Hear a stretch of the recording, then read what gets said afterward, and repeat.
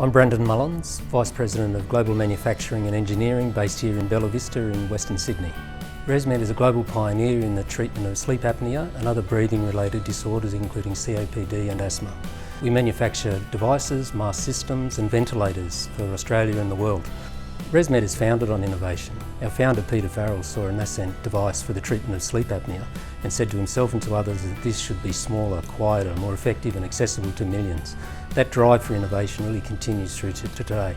A distributed supply chain, including a really important role that our Australian manufacturing operation has played and our Australian-based suppliers, is what's allowed us to respond to 3.5 times production of ventilators during the height of the COVID-19 crisis.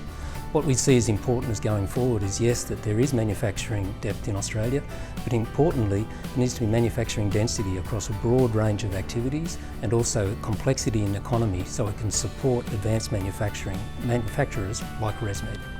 Australia, like all advanced economies, should focus on developing and engaging highly educated workforces and focus on advanced manufacturing, utilising automation, analytics and connected supply chains to drive productivity gains and assure competitiveness into the future.